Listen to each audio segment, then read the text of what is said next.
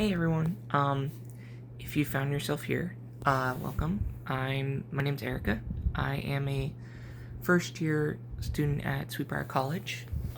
It's an all women's college in Virginia.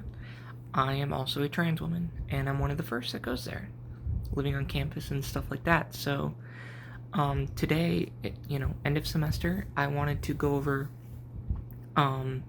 just real quick, like stuff about the socialization. There's some stuff I can't talk about, but like if anyone's interested in coming or wants to know what it might be like, or especially being trans, because I'm telling you, it's a whole different experience. As a trans woman, when I was younger, I wasn't socialized as a woman. And now that I have hormones and female body parts, it's not like there's a book that teaches you how to use them. So I essentially have to go through puberty all over again and go through like middle school and high school phase that most girls already did. The joke is that with my friends is that there's 16-year-old Erica, and that's when I'm just being me, but I don't know any better, or like I'm still learning.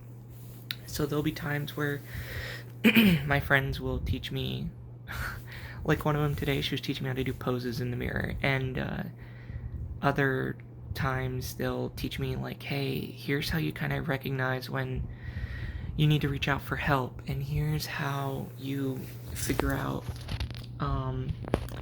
if like it's tough and you, or like if it's your period emotions, or if it's like actually something else. Here's how to do like simple things like makeup and style. That's always tough. And sorry, I'm gonna take some water. One of the things from my Briar, one of the big things that that I get taught a lot and I learn is the socialization. Women socialize very differently than men. Women are very community based. And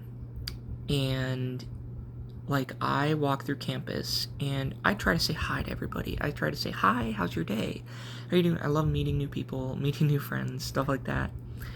And so many people say hi back. And a lot of people have been like, Erica, wow, you're such like it's always like you're such a positive energy, or you're always there like saying hi. Or I've had people say, I always see you like stopping what you're doing and helping people. And that's just who I am. I'm not saying anyone has to do that, but like that stuff gets pointed out and it gets rewarded, whereas before I transitioned, I would do the same thing, but people would kind of ignore it. It was kind of expected, especially among men. Men are very like individualized.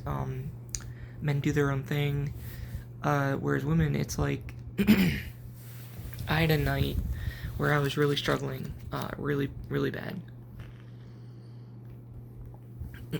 And they, like, my entire field hockey team basically reached out, and a couple of my friends basically like showed up to my door with ice cream, and they're like, hey, we get it, let's go talk. And we just sat ice cream. There was crying. And then we started just laughing and talking about books and stuff like that. And I sat there and I'm like, I've never been treated with this kindness, with this openness, with this acceptance.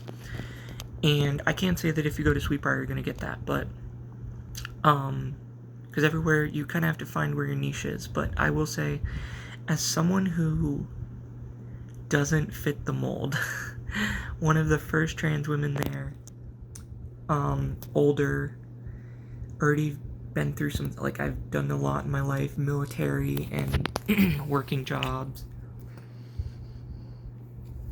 Sorry, my throat's killing me. It's kind of amazing to not be the outsider.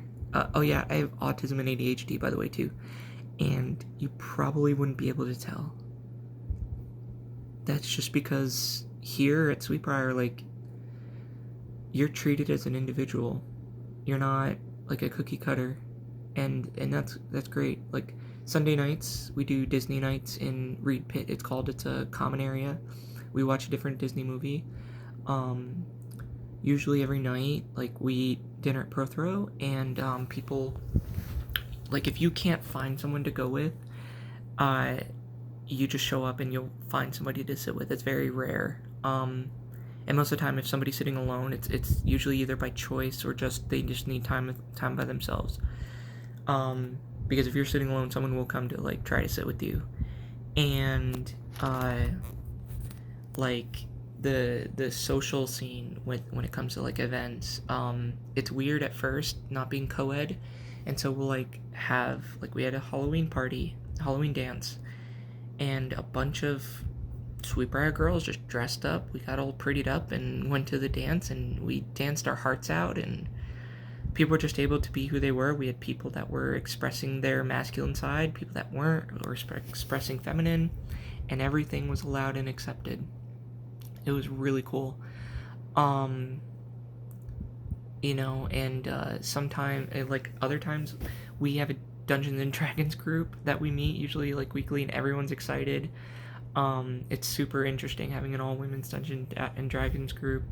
You can like there's so many different study groups. I'm in 2 or 3 different ones that I go with, and sports as well, which I'll talk about sports in a later video. And like I always try to make a point of just never staying in my dorm room, because you miss so many opportunities to just hang out with people or talk or find somebody new. Somebody's always willing to talk or hang out at like 3 a.m. when I can't sleep. Like when I'm recording this video, I can walk around campus and usually find 1 or 2 people and just chit chat and get all the anxiety and frustration out. Even like all the way to the staff of the Martha. She is one of the housekeepers, and she is the nicest woman I've ever met. The medical care, I think, is pretty good for college, and the administration, yeah, it has stuff to work on, but I think they're doing a pretty damn good job considering everything.